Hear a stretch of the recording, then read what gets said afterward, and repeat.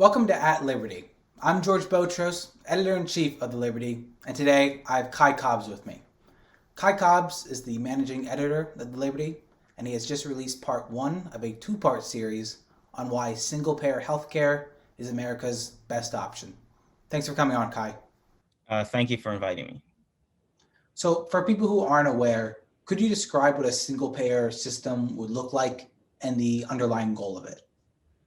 So a single payer healthcare system is a system in which private essential healthcare is abolished. By essential healthcare, I mean procedures that are necessary to maintain one's, quality of life and existence, like, like dental care or, heart surgeries and stuff like that. So under the system, private health insurance would be abolished and everyone would be enrolled in a governmental system like Medicare. And that way, pharma companies would have to negotiate with the federal government, one buyer, creating a monopsony in which the federal government can basically control the prices in this system. And this allows for cheaper prices and allows innovation to continue at the same time. So, with this system, it doesn't seem like there's many stops on this bus. Do you think there's any room for both sides to compromise? And if so, what do you think these compromise areas are? Well, the single payer system is, sort of a my way or a highway system. You're not going to dilute it, but private health insurance can still cover elective procedures that the government doesn't cover, like, I don't know, plastic surgery or something like that, cosmetic surgery. So there's a little bit of wiggle room there, but generally there is not really an option for mixed single payer. It is, by nature, a very my way or the highway system. Of course, there are some countries that incorporate both, but in those countries, private healthcare is so heavily regulated that, it's basically like, what's the point? Like, in Norway, private healthcare can only make you pay a certain amount before the government kicks in and starts paying the rest, like 2,000 kronum or something like that. So, uh, what I'm advocating for is a very straight, no private essential healthcare, like, at all. Because I believe that is what's best for the American public, and that will solve the crisis that we are in. There have been concerns raised by people on your side, like Ezra Klein, that a single payer system would be overly influenced by pharmaceutical lobbyists, and it would just change the system from citizens being ripped off by private companies to citizens being ripped off by their government in the form of high taxes. How do you respond to these concerns? Well, I'd say I have to disagree because of the monopsony, because the government is the only buyer in this market of many sellers.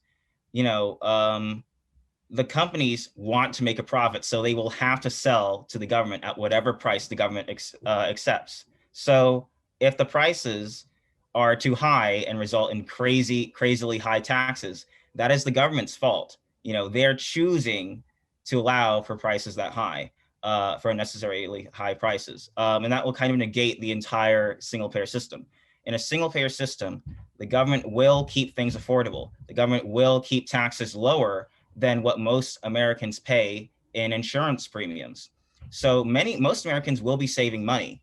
And, again, because of the monopsony, there is no reason for prices to, be at such ridiculous levels. Like insulin is like, I don't know, like 20 something dollars to make, and it's sold at like $600 in the United States or something like that. It's like ridiculous.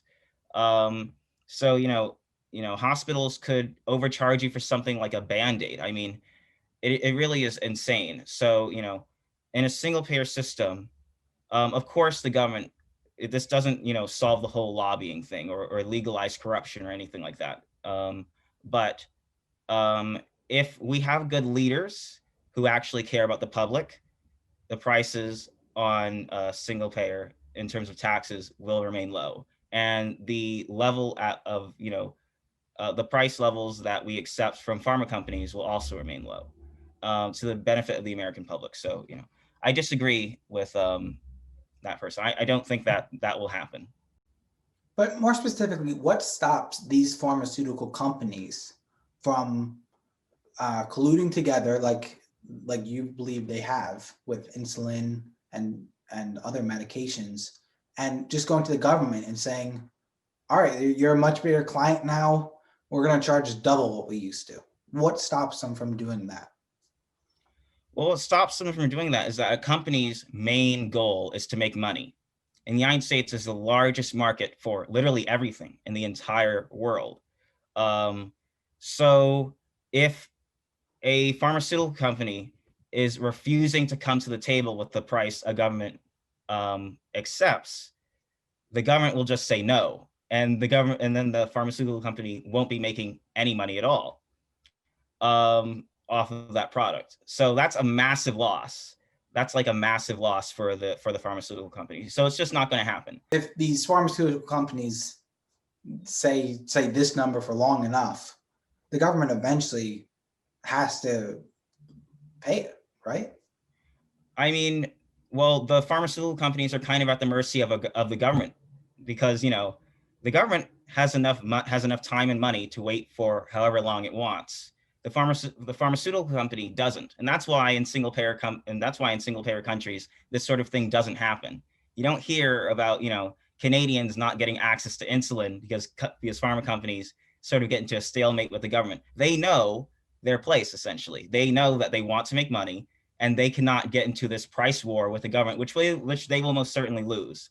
A monopsony in terms of a government, with a government in the market, is an automatic failure for any sort of price. You have to come to the table. That's what I'm trying to say. You have to come to the table, or else you die, or else your product fails. And especially many drugs and devices, medical devices, are financed in part by taxpayers.